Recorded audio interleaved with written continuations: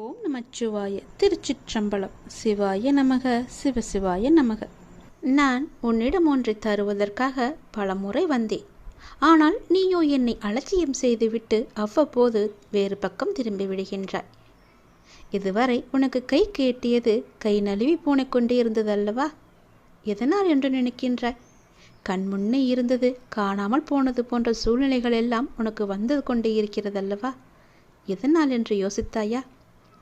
காணாமல் போனது கண் முன்னே வந்தது போன்ற சூழ்நிலைகள் எல்லாம் இனி முடிவுக்கு வரப்போகின்றது. அதனால்தான் இந்த முறை உன்னிடம் இதை கொடுத்தே ஆக வேண்டும் என்ற முடிவோடு நான் வந்திருக்கிறேன். நிச்சயம் நல்ல முடிவு உனக்கு கிடைக்கும். உன் வாழ்வில் ஒரு புதிய மாற்றம் வரும். எது உனக்கு ராசி இல்லாத நாள், ராசி இல்லாத தினம் என்று நினைத்து கொண்டிருக்கின்றாயோ அதை இப்போது ராசியான தினமாக மாற்றப் போகின்றேன். ஏற்கனவே நான் சொன்னபடி உனக்கான நல்வினைகள் எல்லாம் செயல்பட ஆரம்பித்து விட்டன.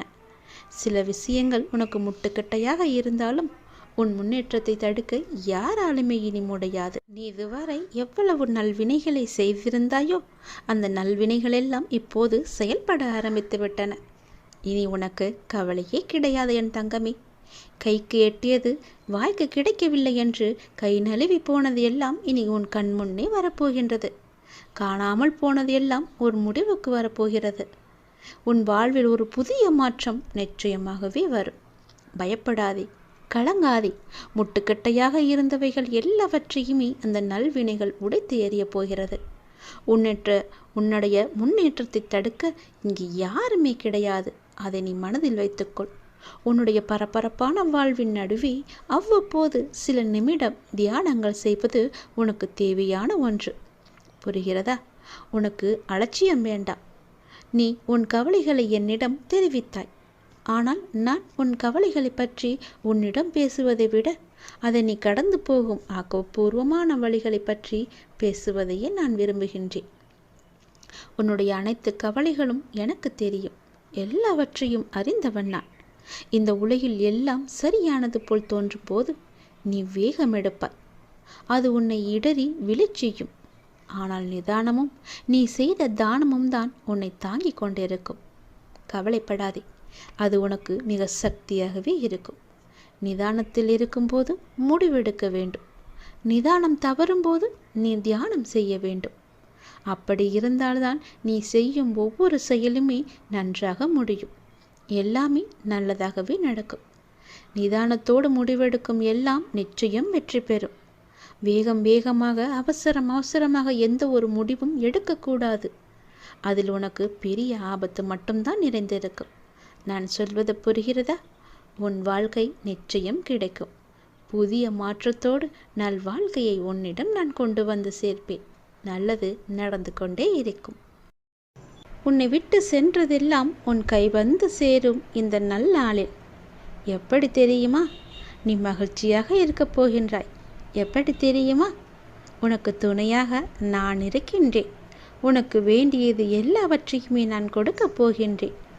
உன் கை நழுவி போனது எல்லாம் இன்று உன்னை வந்து சேரப்போகின்றது. காலை எழுந்ததுமே என்ன வாக்கு எனக்காக கடவுள் சொல்ல வந்திருக்கிறார் என்று பார்க்க வேண்டும். ஏனென்றால் உன்னுடைய மனம் எதையோ பறிகொடுத்தது போல இருக்கின்றதல்லவா? உன் மனதில் சில கவலைகளுடன் நேற்று உறங்கி போனாய். அதை கண்டு நல்ல செய்தியை சொல்வதற்காக நான் இப்போது ஓடி வந்திருக்கின்றேன். ஒவ்வொரு காலகட்டத்திற்கும் என்ன நடக்க வேண்டுமோ அதுதான் நடந்திருக்கின்றது. ஆனால் இது நிரந்தரமல்ல. இதுவும் மாறும். உன் மனதில் உள்ள அந்த சுமைகளை இறக்கி வைத்துவிட்டு அடுத்த நொடி உன்னுடையதாக இருப்பதற்கு அதை எப்படி நீ சிறப்பாக ஆக்கப் போகின்றாய் என்பதில் கவனத்தை செலுத்து. நான் உன்னோடு இருக்கின்றேன். அடுத்த நொடியை மகிழ்வுடையதாக மாற்றி காமிக்கப் போகின்றேன். உன் வாழ்க்கை என்னுடைய கையில் இருக்கிறது. உன்னை விட்டு போனதை பற்றி நீ கவலைப்பட்டு கொண்டிருந்தாய் அல்லவா? இனி அதற்கு கவலையே பட வேண்டிய அவசியமே இல்லை. உன்னை விட்டு சென்றதெல்லாம் உன் கை வந்து சேரும் நன்னாளாக இந்த நாள் மாறப்போகிறது. நீ மகிழ்ச்சியாக இருந்தாலும் அவ்வப்போது உன் மனதில் ஏதோ ஒரு பயம் ஓடிக்கொண்டே இருக்கின்றது. ஆனால் அது தேவையற்ற பயம். உன் வாழ்க்கையில் நல்ல மாற்றங்கள் ஒவ்வொன்றாக இனி நடக்க ஆரம்பமாகிவிட்டது. பயம் உனக்கு எதிர்மறை எண்ணங்களை மட்டும்தான் தரும்.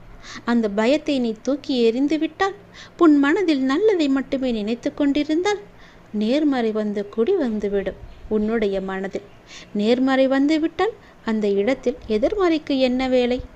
உன் செயல்பாட்டை தடுக்கும் எதிர்மறையை உடனே அழித்துவிடு. உன்னுடைய பயத்தை முழுவதுமாகவே விட்டுவிடு. நல்லதை மட்டும்தான் நினைக்க வேண்டியது உன்னுடைய வேலை. உனக்கு பல வழிகளின் நன்மைகளை கொண்டு வந்து சேர்ப்பது என்னுடைய கடமை. உன் வாழ்க்கை நிச்சயம் மாறும். நீ வாழ்வை எப்போதும் குறை சொல்லாமல் நீ ஏற்றுக்கொள்ள வேண்டும்.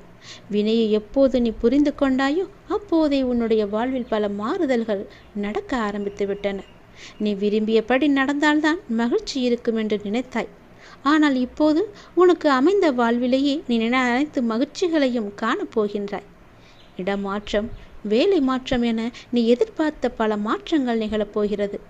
நீண்ட நாட்களாக நீ கேட்ட ஒரு வேண்டுதலும் இந்த மாதத்தில் நிச்சயம் நிறைவேறும். நீ மகிழ்ச்சியாகவே இரு. உன் கைகூடி வரப்போகிறது உன்னுடைய ஆசைப்பட்ட வாழ்க்கை. அதை ஏற்றுக்கொண்டால் நல்லது உன் வாழ்வில் நடந்து கொண்டே இருக்கும். விதி என்று நீ எதையும் லேசாக விட்டுவிடக்கூடாது. இறைவனிடம் தொடர்ந்து நீ வேண்டிக் கொண்டே இரு. விதிக்கும் விதி விலக்கு என்று ஒன்று இருக்கிறது. அது இறைவனிடம் மட்டுமே இருக்கின்றது. இறைவனின் திருவடி பட்டதுமே உன்னுடைய தலையெழுத்து நிச்சயம் மாறும். இறைவனின் திருவடியை நீ விட்டு விடாதே. விதியையும் முறியடிக்கும் வல்லமை இறைவனின் திருவடிக்கு உண்டு. அதனால் அப்பா உனக்கு சொல்வது, செய்வது, நடப்பது, நடத்துவது என எல்லாமே உன்னுடைய நன்மைக்காக மட்டும்தான் என்பதை நீ மறந்து விடாதே. உன்னுடைய சில முயற்சிகள் கைகூடாமல் போனதற்கு கூட காரணம் நீ விதிதான் என்று எண்ணிக்கொண்டிருக்கின்றாய். அது தவறு. நீ உன் முயற்சியிலிருந்து பின்வாங்கிவிட்டாய். சிறிது தயக்கம் காட்டிவிட்டாய். அதனால்தான் முயற்சியிலிருந்து பின்வாங்காதே. எல்லா அனுபவ பாடங்களையும் கற்று நீ ஒரு பெரிய குறிக்கோளை மிக எளிதில் நிச்சயம் அடைவாய். நீ என்னுடைய திருப்பாதங்களை பற்றிக்கொள். உன் தலையெழுத்து இதுதான் என்று விட்டுவிடாதே. உன் தலையெழுத்து மாற்றும் பொறுப்பு என்னுடைய பாதத்திற்கு உண்டு என்பது உனக்கு தெரியாதா? அனுபவங்கள் தரும் பாடங்களை நீ மறக்கக்கூடாது. வரும் நாட்கள் உனக்கு மிகவுமே மகிழ்ச்சிகரமான நாட்களாக இருக்கும். எப்போதும் நீ கோபம் கொள்ளாதே.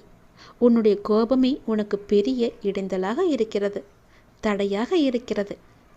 அந்த நீ கோபத்தை எடுத்துவிட்டால் போதும். நீ கேட்ட அனைத்துமே உனக்கு நிச்சயம் கிடைக்கும். என் பேச்சை நீ கேட்கும் வரை உனக்கு எல்லாம் நல்லதே நடக்கும். நீ நல்ல பிள்ளையாகத்தான் இருக்கப் போகின்றாய். நல்ல பிள்ளையாகத்தான் இருந்து கொண்டும் இருக்கின்றாய்.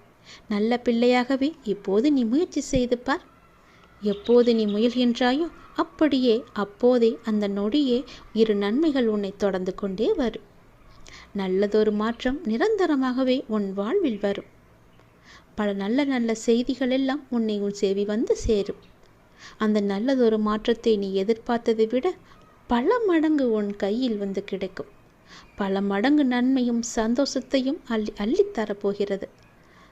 அல்ல குறையாத சந்தோஷத்தை நீ அனுபவிக்கப் போகின்றாய். இது உன் அப்பாவின் வாக்கு. எப்பொழுதுமே நன்மையை மட்டும் செய்யும் உனக்கு நல்லது மட்டும்தான் நடக்கும்.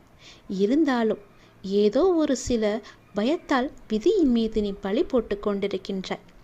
அந்த விதியை முறியடிக்கும் வல்லமை எனக்கு இருக்கிறது என்று நீ எப்போது நம்புகின்றாயோ அப்போதே உன் வாழ்வில் வெற்றி என்ற தீபத்தை நான் ஏற்றி விடுவேன். விதியை நீ முறியடித்து காமிக்க வேண்டும். விதியை முறியடிக்கும் வல்லமை என் திருவடி இருக்கிறது. என் திருவடியை நீ பற்றிக்கொள், இறுக பிடித்துக்கொள். உன் விதியை உன்னால் நிச்சயம் முறியடித்து காமிக்க முடியும். இது உன் அப்பாவின் மீது சத்தியம். நீ முயற்சி செய். உன் வாழ்க்கை மாறும். புதிய மாற்றங்கள் வரும். நல்லதொரு வாழ்க்கை உன் கையில் கிடைக்கும். நீ ஆசைப்பட்ட மாதிரியே உன் வாழ்க்கையை நீ சந்தோஷமாக வாழலாம்.